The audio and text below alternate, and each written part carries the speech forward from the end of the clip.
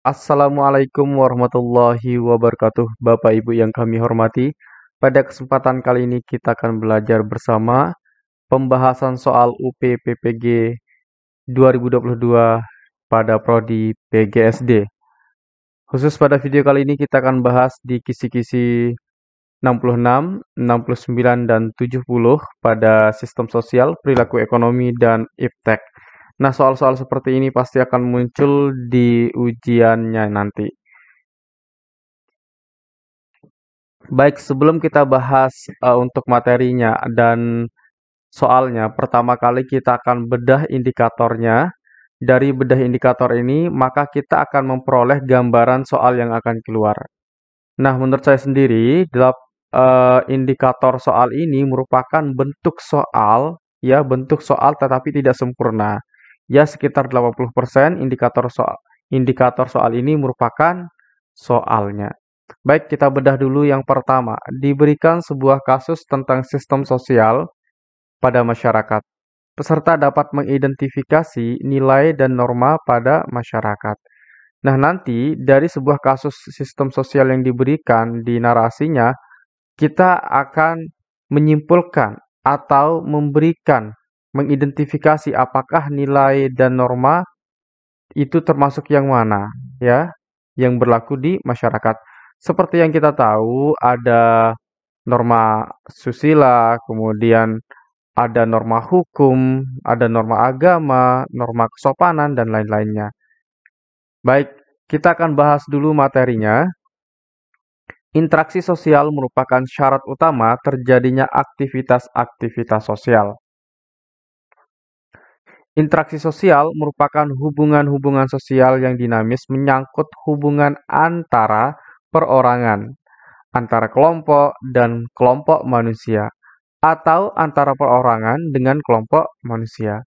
Syarat terjadinya interaksi sosial yaitu adanya kontak sosial dan komunikasi.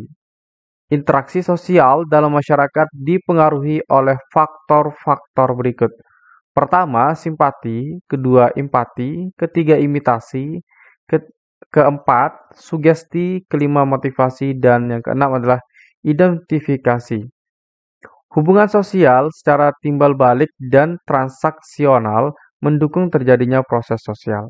Proses sosial merupakan kegiatan interaksi sosial yang berlangsung dalam jangka waktu tertentu.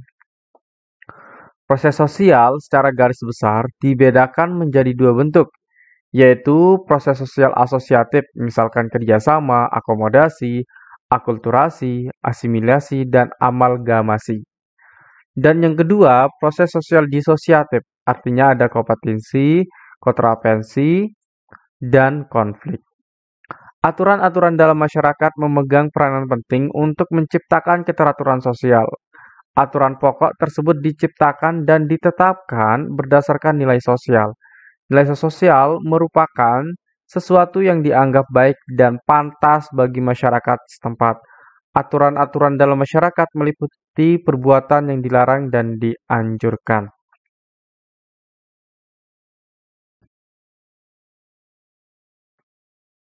Kemudian, aturan dalam masyarakat terwujud dalam bentuk norma sosial. Berdasarkan jenisnya, norma sosial dibagi menjadi dua macam.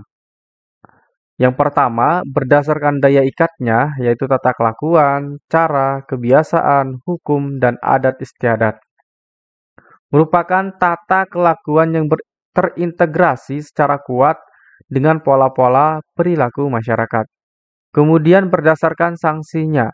Kalau berdasarkan sanksinya itu ada norma sosial, norma kesopanan, norma agama, dan norma hukum.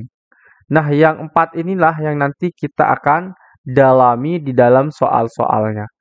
Fungsi norma sosial dalam masyarakat adalah sebagai yang pertama, sistem kontrol dalam masyarakat, yang kedua, alat menertibkan, dan menstabilkan kehidupan sosial, dan pedoman atau aturan perilaku seseorang dalam hidup bermasyarakat.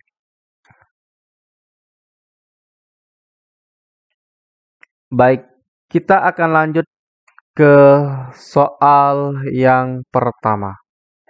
Sikap dan perasaan yang diterima oleh masyarakat sebagai dasar dalam merumuskan apa yang benar dan penting merupakan definisi dari titik-titik. Nah, sikap apakah A. nilai tradisional, B. nilai budaya, C. nilai sosial, D. nilai normatif, E. nilai kebenaran. Baik, kita akan garis bawahi di sini ya. Sikap dan perasaan yang diterima sebagai dasar dalam merumuskan apa yang benar dan yang penting. Nah, garis besarnya di sini, apa yang benar dan penting. Sikap dan perasaan. Baik, jadi jawaban yang tepat adalah yang E, yaitu nilai kebenaran. Kenapa nilai kebenaran? Karena sudah kita dapat lihat di sini yang benar dan penting terkait dengan sikap dan perasaan. Jadi itu terkait dengan nilai kebenaran. Oke, sebelum kita lebih dalam lagi mengulik soal-soal yang terkait dengan nilai sosial yang ada dalam masyarakat, kami informasikan bagi Bapak Ibu yang berminat untuk mendapatkan soal UP, PPG, PGSD yang kami sesuaikan dengan kisi-kisi tahun 2022, yang di dalamnya ada kisi-kisi 450 soal dan pembahasan yang kami bentuk dalam e-book atau buku digital file PDF ya. Silahkan Bapak Ibu bisa menghubungi kami melalui 081803358023. Baik, kita lanjut soal yang kedua. Perhatikan pernyataan-pernyataan di bawah ini. Nah, ini sedikit tips bagi Bapak Ibu ya. Saya tuliskan tipsnya. Nah, ketika Bapak Ibu menemukan ada soal yang narasinya sangat panjang, maka yang Bapak Ibu lakukan pertama kali adalah membaca pertanyaan. Pertanyaan biasanya ada di atas pilihan jawaban. Di sini saya tuliskan baca pertanyaan. Kemudian setelah kita baca pertanyaan, ya, kemudian setelah kita pahami, ya kita kan baca nih. Setelah kita pahami, berikutnya kita akan melakukan skimming ke sini. Skimming itu artinya membaca cepat. Berikutnya kita skimming berdasarkan pertanyaannya. Oke, baik kita langsung saja baca pertanyaannya. Dari pernyataan di atas, yang termasuk fungsi norma tata kelakuan atau MORS adalah baik di sini soalnya sudah jelas ya. Yang ditanyakan adalah fungsi norma tata kelakuan. Apakah yang satu membatasi kelakuan-kelakuan setiap warga masyarakat, ataukah yang dua memelihara sikap solidaritas antar anggota masyarakat, yang ketiga mencegah terjadinya perbedaan pendapat, yang keempat memaksa setiap anggota masyarakat agar menyesuaikan perilakunya dengan norma-norma yang berlaku. Nah, kalau kita garis bawahi pada fungsi norma tata kelakuan, maka kita cari dulu yang bukan dan yang termasuk. Nah, kalau kita baca di yang nomor 3 ini, mencegah terjadinya perbedaan pendapat.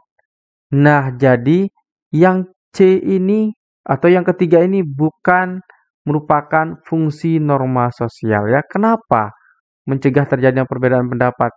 Yang namanya kita di dalam bersosial pasti adanya perbedaan pendapat. Nah, kalau yang satu, fungsi norma tata kelakuan itu adalah untuk membatasi kelakuan-kelakuan setiap warga masyarakat. Nah, ini merupakan fungsi dari adanya aturan atau norma. Aturan atau norma. Kemudian yang kedua, memelihara sikap solidaritas antar anggota masyarakat. Nah, fungsi dari aturan itu juga untuk memperkuat atau mensolidkan ya hubungan antar anggota masyarakat tersebut. Ini juga iya. Kemudian yang keempat, memaksa setiap anggota masyarakat agar menyesuaikan perilakunya dengan norma-norma yang berlaku. Sudah sangat jelas. Fungsi dari norma tata kelakuan adalah untuk atau agar masyarakat yang tinggal di suatu tempat itu menyesuaikan perilakunya dengan norma-norma yang berlaku di tanah tersebut atau di tempat tersebut. Jadi, jawaban yang tepat di sini adalah yang C seharusnya ya, yang C, bukan yang B. Berikutnya kita lanjut ke soal yang ketiga. Di setiap kehidupan masyarakat pasti ada keteraturan atau ketertiban yang mengatur seluruh anggota masyarakat. Dari contoh tersebut yang merupakan fungsi nilai sosial adalah titik-titik.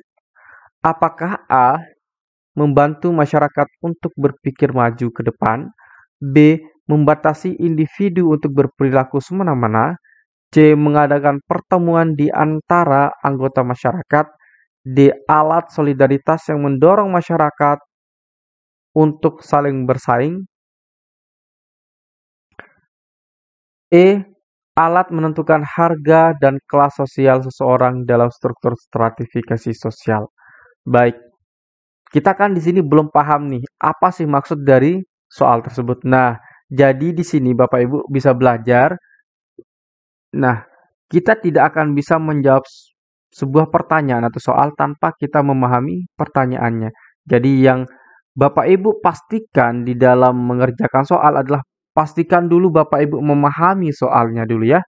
Jadi, kita pahami dulu soal ini. Di setiap kehidupan masyarakat pasti ada keteraturan dan ketertiban yang mengatur seluruh anggota masyarakat. Nah, fungsi dari adanya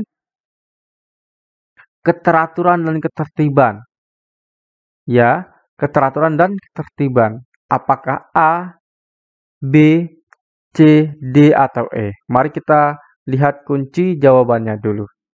Baik, jawaban yang tepat adalah yang B, yaitu membatasi individu untuk berperilaku semena-mena. Oke, kenapa jawaban B ini benar? Ya, kita lihat, kita lagi-lagi lihat yang ini saya garis bawahi ya. Untuk menciptakan keteraturan dan ketertiban, maka harus adanya nilai sosial, ya. Harus adanya nilai sosial. Nah, fungsi dari nilai sosial yang membuat keteraturan dan ketertiban adalah agar setiap orang mampu membatasi dirinya dalam berperilaku, agar mereka tidak semena-mena di dalam melakukan apa yang ia inginkan. Nah, itulah sebabnya nilai sosial dibuat agar terjadinya keteraturan dan ketertiban untuk membatasi individu berperilaku semena-mena. Oke, jadi B jawaban yang tepat ya. Kenapa jawaban A salah? Baik, kita akan bahas.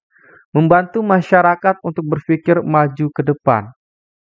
Nah, yang namanya keteraturan dan ketertiban ini bukan fungsi dari nilai sosial ya.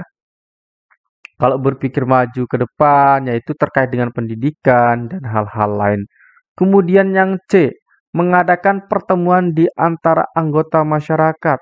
Bukan. Ya, garis bawahnya adalah keteraturan dan ketertiban.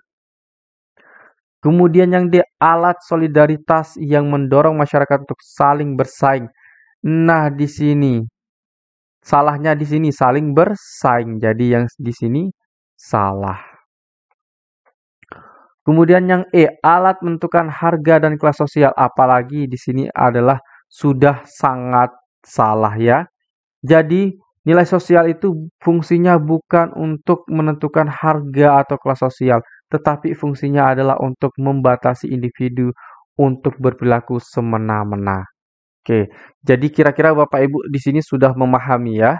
Baik, kita lanjut ke soal berikutnya.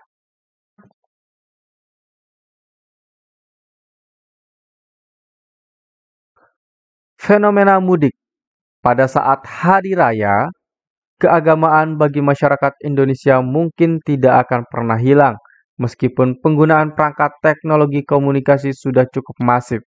Hal ini disebabkan masyarakat Indonesia masih menjunjung nilai dan norma titik-titik. Nah, kira-kira Bapak Ibu sudah memahami ya soalnya, bahwa di negara kita itu ada namanya fenomena mudik. Itu terjadi karena apa? Ya, karena kita yang bekerja di luar daerah itu kan ingin pulang, ingin menengok orang tua. Nah, karena keinginan untuk menengok orang tua di fenomena mudik itu, berarti masyarakat Indonesia itu masih menjunjung tinggi nilai dan norma apa? Apakah A. Persahabatan, mohon maaf, kesopanan, B. Persahabatan, C. Kekerabatan, D. Ketetanggaan, E. Pergaulan.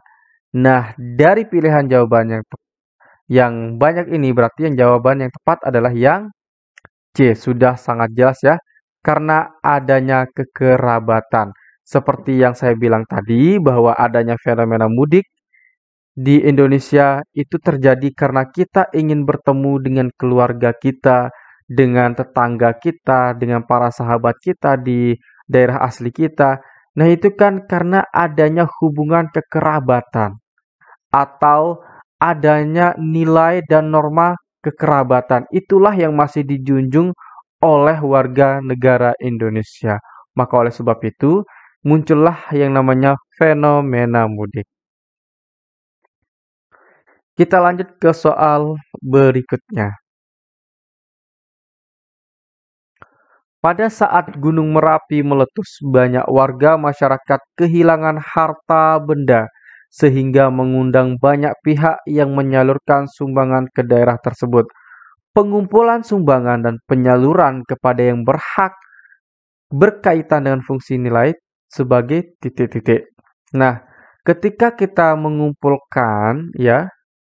mengumpulkan suatu sumbangan atau menyalurkannya kepada korban Gunung Merapi yang meletus. Nah, ini didasari oleh sikap atau fungsi nilai sebagai apakah?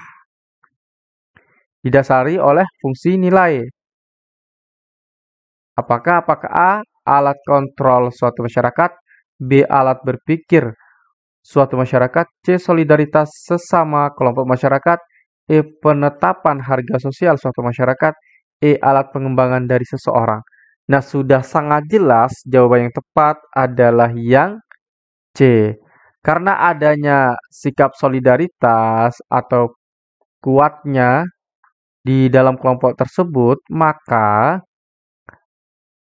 kelompok tersebut memiliki perasaan yang sama, walaupun dia tidak mengalami dan tidak menjadi korban Gunung Merapi. Nah, maka oleh sebab itu fungsi sosial, mohon maaf, fungsi nilai di sini adalah untuk solidaritas sesama kelompok masyarakat. Jadi jawaban yang tepat adalah jawaban yang C. Nah, kalau alat kontrol suatu masyarakat di pilihan A, itu misalnya tadi untuk ketertiban, kemudian keamanan. Nah, itulah fungsi alat kontrol suatu masyarakat. Kemudian alat berpikir. Nah, kalau alat berpikir ini lebih ke pendidikan dan lain-lain.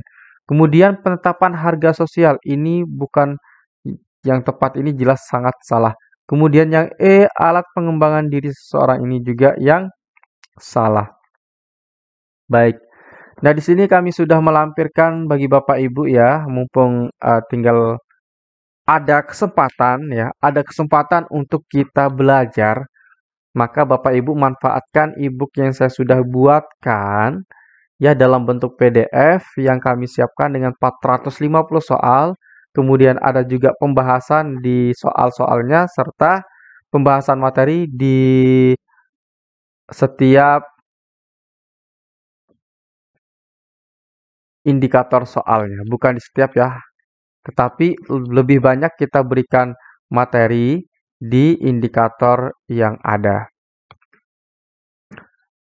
Baik, kita lanjut ke soal berikutnya Bapak Ibu semua. Kehidupan masyarakat modern semakin meninggalkan adat tradisi warisan generasi pendahulu. Hampir setiap sektor kehidupan masyarakat mengikuti tata aturan baru yang dirumuskan secara tertulis. Sanksi yang digunakan untuk pengendalian sosial juga dibuat secara tertulis. Berdasarkan deskripsi tersebut, dapat diidentifikasikan bahwa jenis norma yang berlaku adalah. Nah, kalau kita lihat dari narasi soal ini, ya, masyarakat modern itu akan meninggalkan adat dan tradisi warisan generasi pendahulu. Dan adat tradisi ini digantikan dengan aturan baru yang tertulis. Ya, kata kuncinya sudah ketemu kan? Ya, aturan baru yang digunakan di dalam masyarakat modern adalah aturan yang ditulis, ya, aturan yang ditulis maupun sanksi yang tertulis. Nah, jadi kalau kita lihat dari sini, maka dapat kita identifikasikan jenis norma yang berlaku adalah norma hukum. Kenapa norma hukum? Karena norma hukum itu sifatnya adalah tertulis. Norma hukum itu tertulis, kemudian ada sanksi yang tertulis. Nah, jadi sudah sangat jelas dari tertulis ini. Ini kata kuncinya Bapak Ibu semua ya. Jadi saya coret-coret seperti ini biar Bapak Ibu bisa memahami penjelasan yang kami buat. Nah, ketika Bapak Ibu sudah memiliki e-booknya, jadi Bapak Ibu tinggal dicoret-coret saja mana yang saya coret, mana yang saya buat sebagai indikator, mohon maaf, mana yang saya buat sebagai kata kunci dalam soal tersebut. Oke, baik kita lanjut ke soal berikutnya.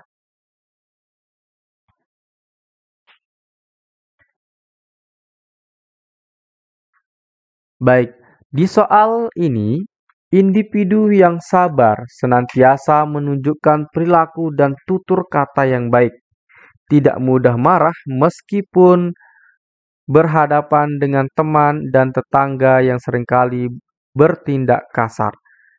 Dia berperilaku demikian karena mengedepankan nilai titik-titik.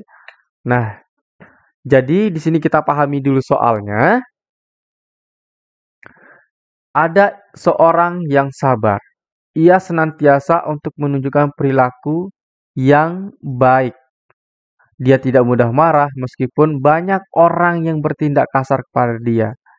Nah, maka orang ini mengedepankan nilai apa? Apakah A. Instrumental, B. Material, C. Estetika, D. Logika, E. Etika.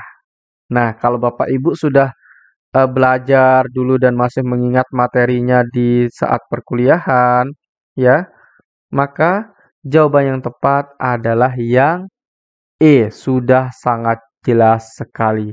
Etika. Seperti yang kita tahu bahwa etika itu terkait dengan kelakuan baik, ya. Di dalam kehidupan sehari-hari kita, bahwa orang yang berperilaku baik, berkata tutur katanya yang baik, itu kita sebut dengan etika, ya. Etikanya sangat baik. Jadi sudah sangat jelas bahwa jawaban E lah yang tepat. Baik, kita lanjut ke indikator soal berikutnya. Di indikator soal 68. Seperti biasa, yang pertama kita lakukan adalah membedah dulu indikator soal ini. Nanti dari indikator soal, maka kita akan memperoleh gambaran soal yang akan muncul. Seperti yang sering saya katakan, bahwa indikator soal itu merupakan 80% bentuknya adalah soal. Baik, kita baca dulu indikator soal pada 68 ini. Disajikan kasus tentang perilaku ekonomi. Nah, di sini sudah digarisbawahi produksi. Nah, ini sudah sangat jelas ya. Peserta dapat memberikan contoh perilaku ekonomi produksi di masyarakat. Nah, ini merupakan indikator soal yang sangat saya sukai karena ini sudah spesifik hal yang akan ditanyakan. Nah, nanti Bapak Ibu akan diberikan sebuah kasus tentang perilaku ekonomi, terkhusus produksi. Jadi soalnya nanti tidak akan melebar ke produsen, kemudian konsumen. Tetapi kita cukup pahami produksi ini saja. Nah, dari kasusnya, maka kita harus bisa memberi contoh perilaku ekonomi, yaitu perilaku produksi. Apa itu perilaku produksi? Mari kita bahas bersama-sama. Selain kita pahami itu perilaku produksi, kita akan mampu memahami dan membedakannya kalau kita bahas ketiganya, yaitu produksi, konsumsi, dan distribusi. Mari kita bahas. Materi pembahasan kegiatan ekonomi itu seperti produksi, distribusi, dan juga konsumsi. Yang pertama kita akan jelaskan adalah produksi. Produksi merupakan kegiatan untuk menghasilkan suatu barang atau jasa. Kegiatan pokok ekonomi produksi dilakukan oleh produsen dalam rangka menghasilkan barang untuk memenuhi kebutuhan konsumen. Tujuan dari produksi adalah guna memenuhi kebutuhan para pembeli atau konsumen dan mencari keuntungan dalam menghasilkan barang dan jasa. Nah, kita garis bawahi bahwa produksi adalah kegiatan menghasilkan suatu barang atau jasa. Baik, contoh dari kegiatan produksi di sini misalkan, karena di sini kita diminta untuk memberikan contoh. Berarti contohnya yang pertama adalah di sini contoh kegiatan produksi pabrik tahu yang memproduksi tahu, kemudian pengrajin batik yang membuat batik, industri garmen yang menghasilkan pakaian, dan lain sebagainya ya. Baik, kemudian distribusi. Distribusi merupakan kegiatan menyalurkan barang atau jasa dari pihak produsen kepada pihak konsumen. Nah, fungsi dari distribusi di sini sudah sangat jelas, yaitu untuk menyalurkan barang. Nah, dari sini Bapak Ibu sudah mampu membedakan distribusi dengan produksi. Kalau produksi itu menghasilkan suatu barang atau jasa baru. Oke, ini yang menjadi garis bawah kita, yang perlu kita pahami dari produksi. Oke, baik, kita lanjut tentang distribusi agar ini menjadi ilmu tambahan kita semua. Adapun tugas utama dari kegiatan distribusi yaitu membeli barang-barang dari pihak produsen untuk kemudian dijual kepada pihak konsumen. Distributor terbagi menjadi 3 jenis yaitu pedagang pasar, misalkan grosir, kemudian pedagang kecil atau retail, dan juga perantara. Pedagang besar merupakan membeli dan menjual barang dalam jumlah yang besar. Pedagang kecil membeli barang dari pedagang besar untuk dijual kepada pihak konsumen. Sedangkan untuk perantara merupakan hanya memperantarakan kegiatan ekonomi antara produsen dengan konsumen. Siapakah perantara itu? Perantara itu disebut distributor. Orang yang menyebarkan atau menyalurkan barang dari produsen ke konsumen.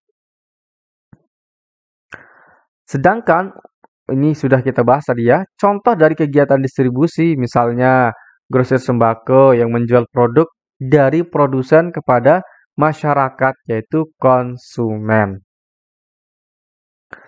Baik, kita lanjutkan ke konsumen atau konsumsi. Baik, kita bahas manusia setiap hari melakukan kegiatan konsumsi dengan tujuan untuk memenuhi kebutuhan. Nah, yang mendasari orang untuk melakukan konsumsi adalah memenuhi kebutuhan. Nah, ingat di sini ya, Kemudian, kegiatan konsumsi adalah kegiatan ekonomi yang menghabiskan nilai guna suatu barang atau jasa secara berangsur-angsur atau langsung habis. Nah, bedanya konsumsi dengan dengan apa tadi? Produksi atau produsen, ya, bedanya adalah kalau konsumsi itu menghabiskan barang yang telah dibuat, yaitu dari produsen tersebut. Nah, konsumsi itu atau konsumen itu adalah orang yang menghabiskan barang atau menggunakan barang, kemudian produksi atau produsen adalah orang yang membuat barang tersebut. Kegiatan konsumsi bisa terjadi ketika produsen menjual barang atau jasa langsung kepada konsumen. Bisa juga kegiatan konsumsi terjadi ketika konsumen membeli barang atau jasa dari distributor. Kegiatan konsumsi sendiri sering kita jumpai di kehidupan sehari-hari. Contohnya, seperti anak sekolah yang membeli alat tulis di toko buku, remaja yang membeli kuota internet di gerai pulsa, ataupun perusahaan otomotif yang membeli bahan baku produksi. Baik, kita lanjut ke pembahasan soalnya Bapak Ibu semua.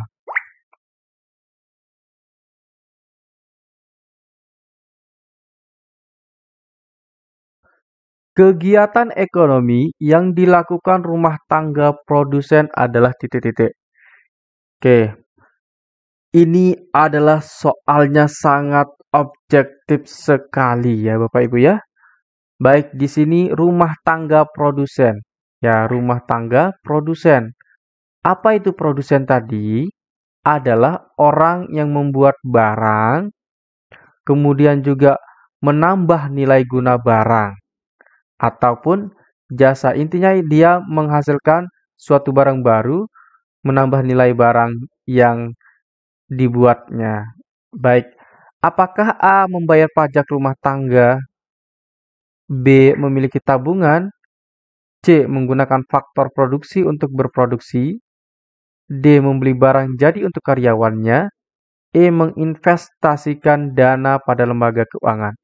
Jadi, sudah sangat jelas jawaban yang tepat adalah yang C, yaitu menggunakan faktor produksi untuk berproduksi.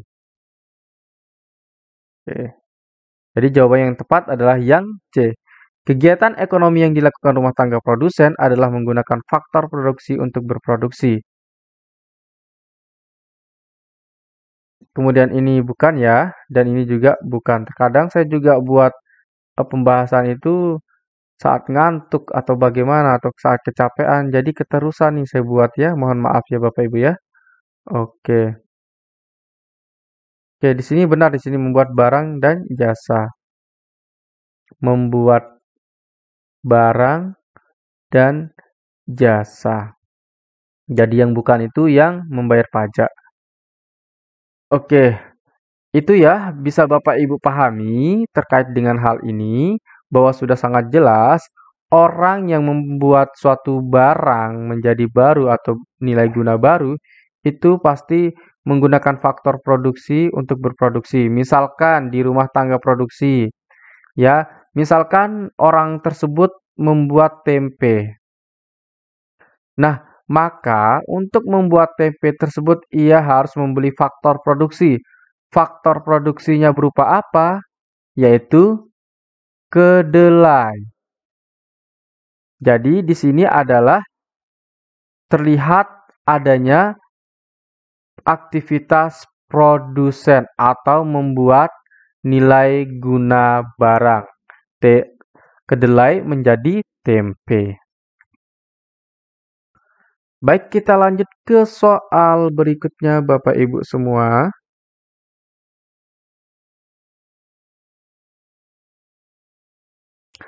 Nah, ketika Bapak Ibu menemukan soal yang narasinya sangat panjang seperti ini, maka tipsnya adalah Bapak Ibu langsung saja baca pertanyaannya. Pertanyaan biasanya ada di atas pilihan jawaban. Baik, kita langsung saja baca pertanyaannya.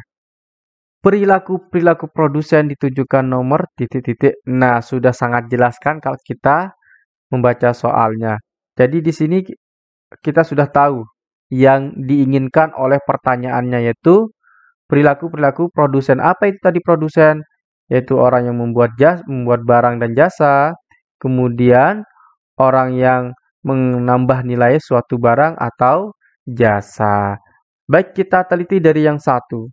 Bu Widati membuka usaha warung makan di sekitar pabrik garmen dekat rumahnya. Nah, dia membuka usaha warung makan. Nanti kita teliti apakah benar.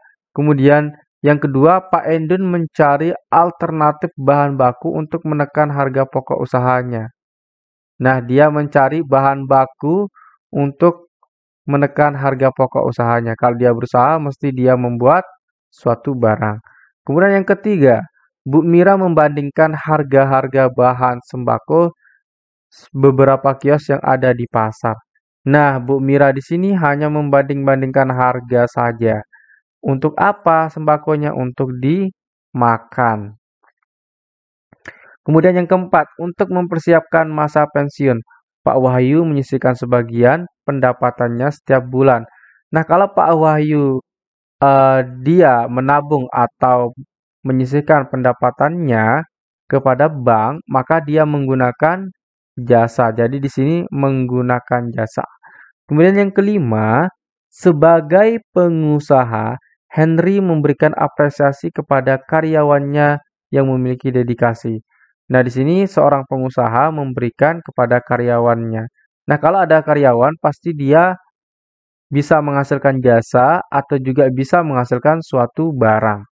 Jadi, kalau kita garis bawahi dari produsen, maka yang jawaban yang tepat adalah yang B, yaitu 1, 2, dan 5.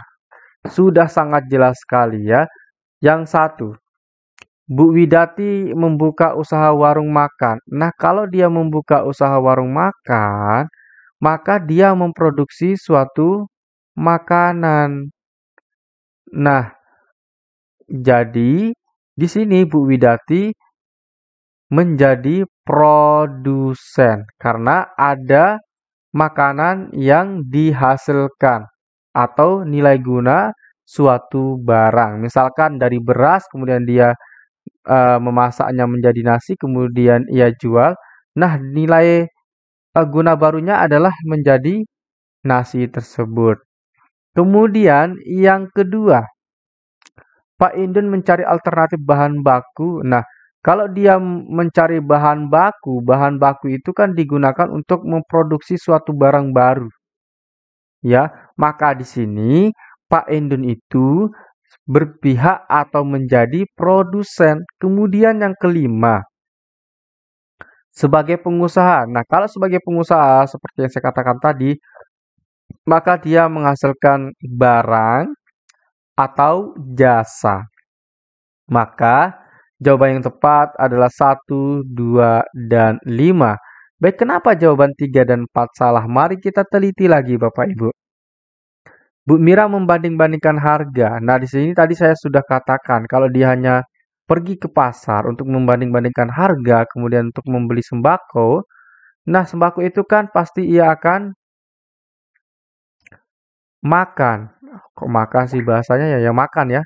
Pasti dia akan makan dan menghabiskan sembako tersebut. Maka di sini Bu Mira sebagai konsumen. Berikutnya yang keempat, untuk mempersiapkan masa pensiun, Pak Wahyu menyisihkan sebagian pendapatannya setiap bulan. Nah, kalau dia menyisihkan pendapatannya, menyisihkan berarti di sini adalah menabung. Nah, kalau dia menabung, maka ia menggunakan jasa dari bank. Kalau menggunakan jasa, berarti di sini masuk kepada konsumen. Oke. Walaupun tulisannya seperti ini, saya yakin Bapak Ibu sudah bisa membacanya ya. Oke, kita lanjut ke soal berikutnya.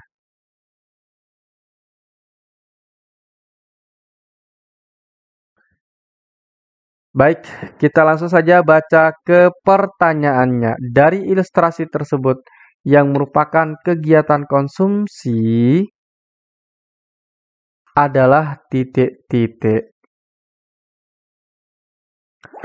Nah, kita jelaskan dulu apa sih itu kegiatan konsumsi.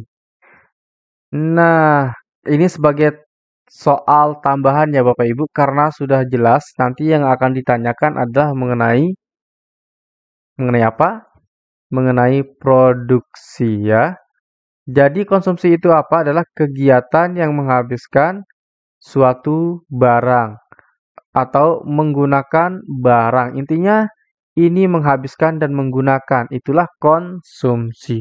Baik, manakah yang termasuk konsumsi dari ilustrasi di atas? Apakah yang pertama, keluarga Sultan mengajak berlibur ke Ancol?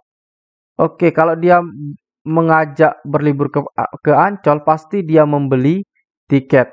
Nah, kegiatan membeli tiket namanya juga membeli ya, membeli kemudian ia akan mendapatkan fasilitas tempat berlibur yaitu di Ancol. Maka di sini ia termasuk ke dalam konsumsi. Kenapa konsumsi? Karena menggunakan jasa liburan. Kemudian yang kedua, Pak Subandi menanam jagung di kebun. Nah, kalau menanam jagung itu termasuk ke dalam produksi atau produsen. Kemudian yang ketiga, Pak Surya mengendarai sepeda motor ke tempat kerja. Nah, kalau dia mengendarai sepeda motor, dia akan menggunakan sepeda motor. Nah, kalau dia menggunakan berarti masuk ke konsumsi. Jadi, konsumsi di sini nomor 1 dan 3. Kemudian yang keempat, kalau kita lihat, Pak Soekarno berjualan di kiosnya.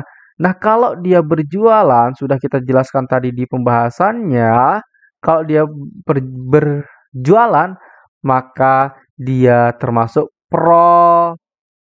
bukan produsen ya, tapi apa? Distributor. Maka jawaban yang tepat di sini adalah yang B, 1 dan 3. Baik, kita sedikit bahas dari tulisan ini. Kegiatan konsumsi adalah kegiatan ekonomi yang menghabiskan nilai guna suatu barang atau jasa secara berangsur-angsur atau langsung habis. Kata kuncinya ada di menghabiskan ataupun bisa juga menggunakan. Kegiatan konsumsi bisa terjadi ketika produsen menjual barang atau jasa langsung kepada konsumen, atau bisa juga kegiatan konsumsi terjadi ketika konsumen membeli barang atau jasa dari distributor. Kegiatan konsumsi sendiri sering kita jumpai di kehidupan kita sehari-hari. Yang pertama adalah seperti anak sekolah yang membeli alat tulis, kemudian remaja yang membeli kuota internet. Nah, kalau perusahaan otomotif ini bukan termasuk ke dalam konsumsi ya, tetapi ini termasuk ke dalam produksi karena di sini sudah jelas sekali produksi ya. Jadi ini ya seperti yang saya bilang tadi, kadang saya membuat e-booknya itu dalam keadaan ngantuk, capek, jadinya ya seperti ini ya. Oke, kita lanjut ke soal berikutnya.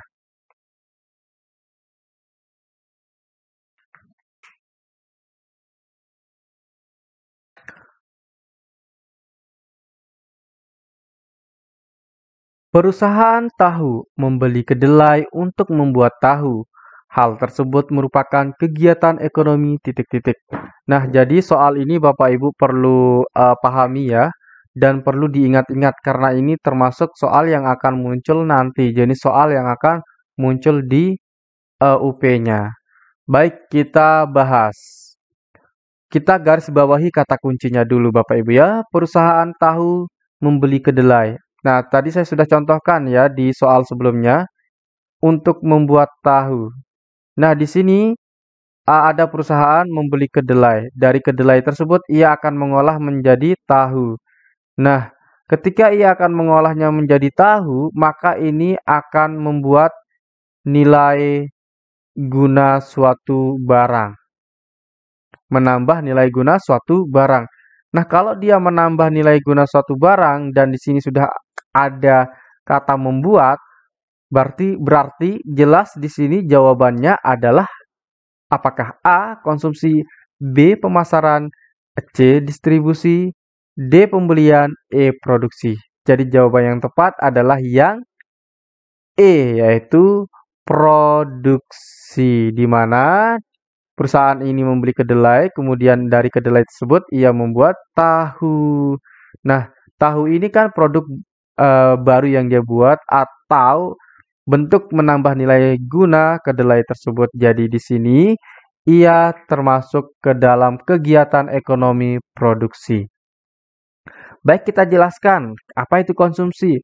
Konsumsi itu adalah menggunakan barang atau menghabiskan suatu barang ataupun jasa. Kemudian B, pemasaran. Kalau pemasaran itu lebih ke distribusi. Kemudian distribusi ya seperti pemasaran, kemudian menyalurkan barang dari pihak produsen ke pihak konsumen. Kemudian pembelian. Kalau pembelian itu lebih ke konsumsi. Baik, kita baca sedikit biar kita pahami ya.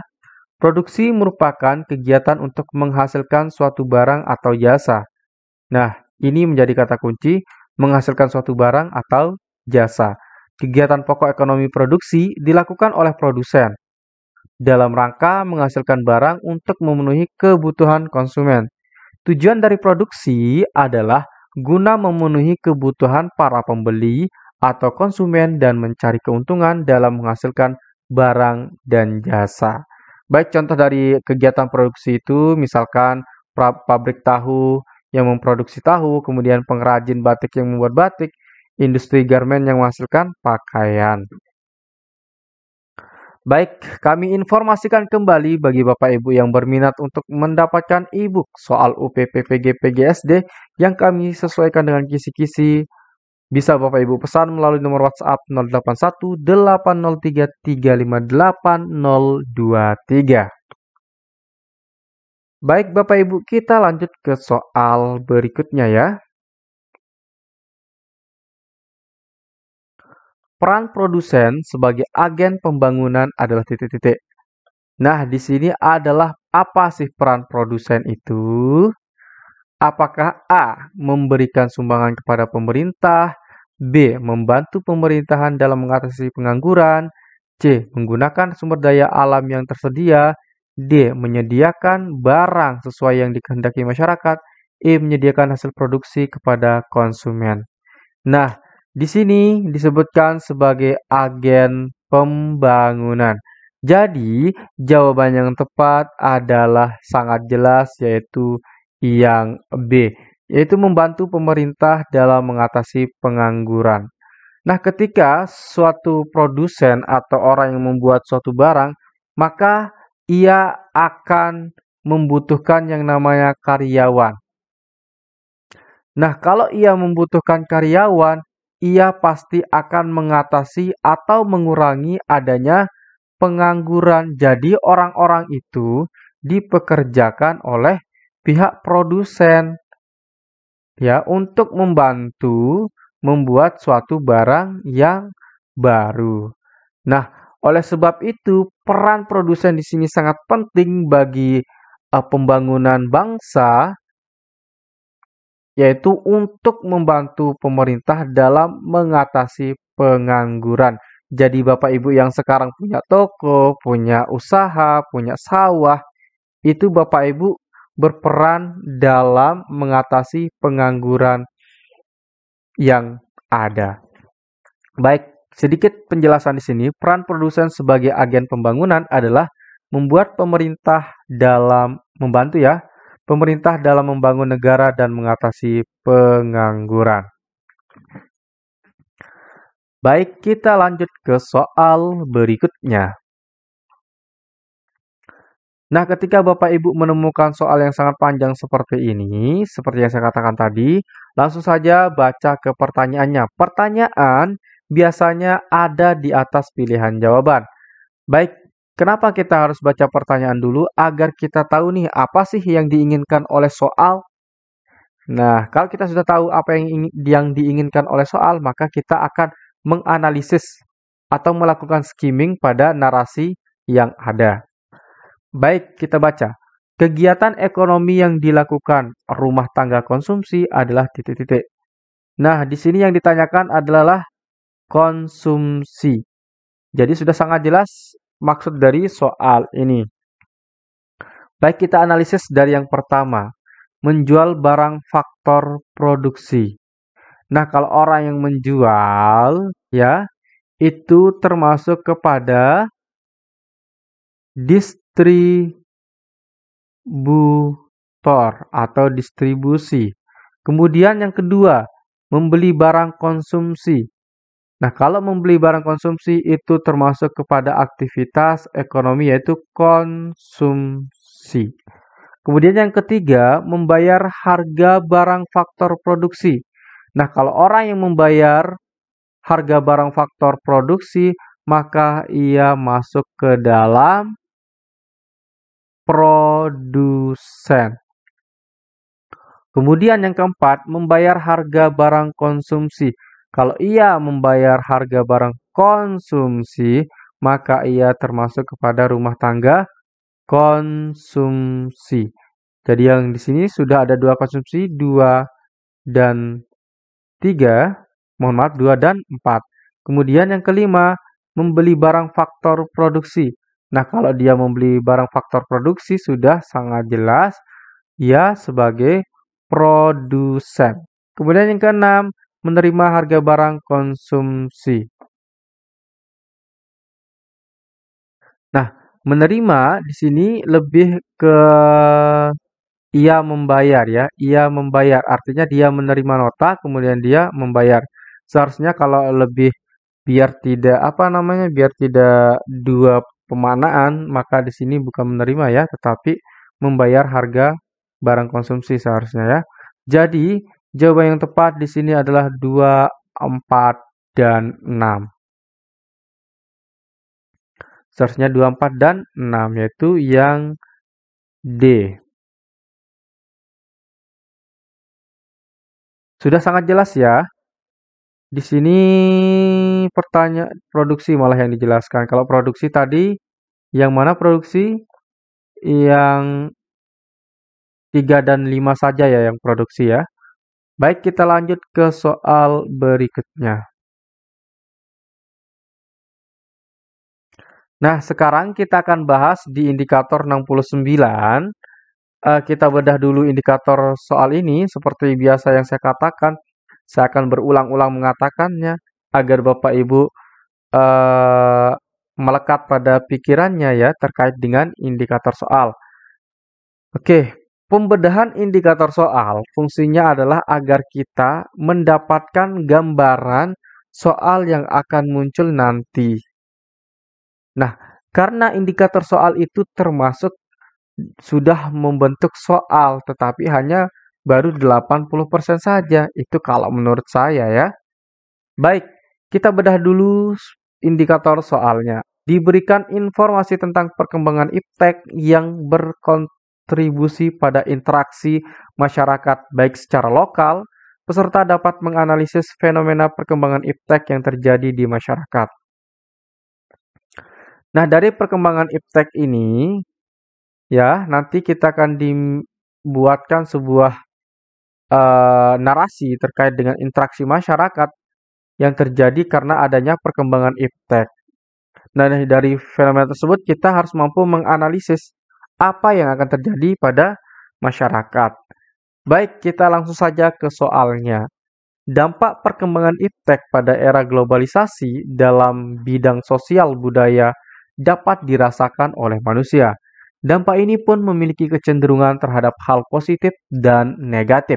Kecenderungan dampak yang dirasakan tersebut itu bergantung pada perilaku manusia dalam memanfaatkan perkembangan ilmu pengetahuan dan teknologi. Namun, rendahnya latar belakang pendidikan pun menjadi penentu terhadap perlakuan yang diberikan oleh manusia itu sendiri terhadap iptek. Bagian yang tidak tergambarkan pada kondisi tersebut adalah titik-titik. Nah, jadi apa kira-kira yang tidak digambarkan dari narasi yang disebutkan ini? Baik, di sini sudah ada jawabannya ya. Baik, kita langsung saja jawab. Terimbanginya peran kaum laki-laki oleh kaum perempuan secara signifikan dalam berbagai bidang kehidupan yang semakin besar. Jadi di jawaban C ini tidak ada disebutkan di narasi teksnya. Baik, kita analisis jawaban yang pertama. Kemerosotan moral dalam masyarakat khususnya di kalangan remaja. Nah, kalau adanya akibat negatif berarti akan tergambarkan mengenai kemerosotan moral. Ya, kalau kemerosotan itu kan pasti terkait dengan negatif. Kemudian, ketimpangan ekonomi yang semakin lebar di dalam masyarakat. Tentu ini juga kalau masyarakat tidak mampu menguasai iptek, maka akan terjadi ketimpangan ekonomi. Kan kenapa terjadi ketimpangan ekonomi? Nah, orang-orang yang menguasai iptek, ya ilmu pengetahuan dan teknologi, maka orang-orang ini akan lebih cepat untuk mencari uang dengan cara yang mudah. Misalkan ada YouTuber hanya dia membuat vlog dan ia mendapatkan puluhan juta, maka ini akan mengakibatkan adanya ketimpangan ekonomi. Kemudian yang D, sebagian warga masyarakat menjadi kaya dalam materi tetapi miskin dalam rohani. Iya, betul saja. Bisa jadi dia kaya di dalam materi, misalkan uang, harta, dan lain-lain, tapi dia miskin dalam rohani ataupun kepedulian terhadap orang lain, sikap sosialnya, bisa saja itu terjadi. Itulah akibat negatifnya. Kemudian kewibawaan tradisi-tradisi yang ada dalam masyarakat semakin melemah, betul sekali. Nah, kalau kita tidak menguasai iptek seperti yang disebutkan di sini ya, maka hal-hal yang empat ini bisa saja terjadi ya. Jadi oleh sebab itu kita harus bisa menguasai iptek itu. Baik, kita lanjut ke soal berikutnya. Telinga saya agak ini sakit sedikit. Baik, proses dunia industri Indonesia masih sebatas memanfaatkan teknologi dari luar. Dalam jangka panjang, kecenderungan ini akan berdampak negatif dan menyulitkan. Seharusnya industri di tanah air dan ilmu pengetahuan serta teknologi harus berkembang ke arah yang sama. Perkembangan iptek dan industri pada akhirnya akan menjadi sarana kemudahan bagi manusia dalam memenuhi segala kebutuhannya itu. Oke, kita analisis soalnya ya. Pertanyaannya terkhusus. Perkembangan iptek dan industri pada akhirnya akan menjadi sarana kemudahan. Nah, jadi di sini kemajuan iptek itu akan memudahkan kita sebagai manusia untuk memenuhi kebutuhan kita. Nah, manakah yang termasuk yang memudahkan kita? Apakah A. Mengurangi ketergantungan bahan impor, B. Memperbanyak pembangunan pabrik, C. Meminimalis penggunaan tenaga manusia, D. Mendorong penggunaan alat canggih, E. Meningkatkan pendapatan masyarakat. Jadi jawaban yang tepat adalah yang A, yaitu mengurangi ketergantungan bahan impor. Nah, ketika iptek dan industri kita itu sudah maju, maka itu akan memudahkan kita untuk memenuhi kebutuhan di dalam negeri. Ya, jadi kita tidak memerlukan adanya impor dari luar negeri, misalkan impor HP, impor misalkan untuk bahan baku membuat mobil, kita tidak perlu impor kalau kita sudah mampu mengembangkan iptek dan industri di dalam negeri kita. Jadi itu akan mengurangi kita untuk ketergantungan bahan impor. Jadi di sini sudah sangat jelas kalau iptek maju maka kita akan tidak tergantung lagi terhadap bahan impor. Jadi jawaban yang tepat adalah yang A. Soal berikutnya Bapak Ibu, ini sudah hampir 1 jam ya kita bahas ya. Semoga ini bermanfaat Bapak Ibu ya. Mohon maaf jika ada banyak kesalahan, kekurangan. Itu kan kita sama-sama belajar juga. Di sini sama-sama mampu mengasah kemampuan kita masing-masing ya. Dalam perkembangan dan kemajuannya antara pengetahuan dengan ilmu dan teknologi memberikan kemudahan pada kehidupan manusia. Keterkaitan antara ketiganya berpengaruh satu sama lainnya.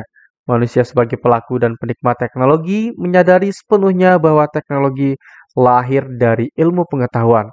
Keterhubungan antara ketiga unsur tersebut adalah titik-titik. Apakah A.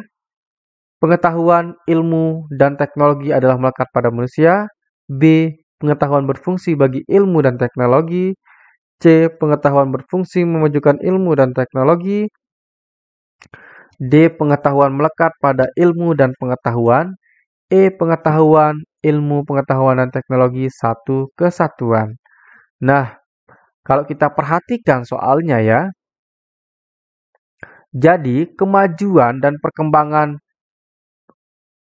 ilmu dan teknologi itu, serta pengetahuan itu tidak terlepas dari adanya apa? Dari adanya pengetahuan, karena pengetahuan itu akan membentuk suatu teknologi baru. Maka di sini jawaban yang tepat adalah yang E, pengetahuan, ilmu pengetahuan, dan teknologi menjadi satu kesatuan. Jadi ketiganya itu tidak bisa saling terpisahkan. Pengetahuan maju karena adanya teknologi, begitu juga teknologi maju karena adanya pengetahuan, karena juga adanya ilmu, maka ketiga-tiganya akan saling mengisi. Seolah-olah ini pengetahuan tidak terpisah dari ilmu pengetahuan dan teknologi. Nah, teknologi itu kan dibuatkan berdasarkan ilmu pengetahuan dan pengetahuan.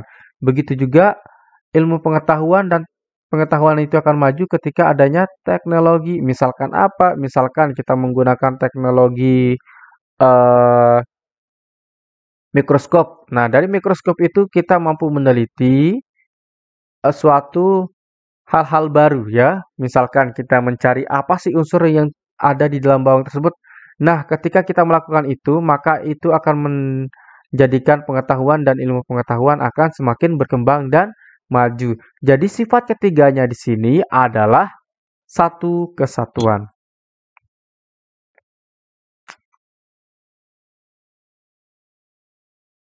Baik, kita lanjut ke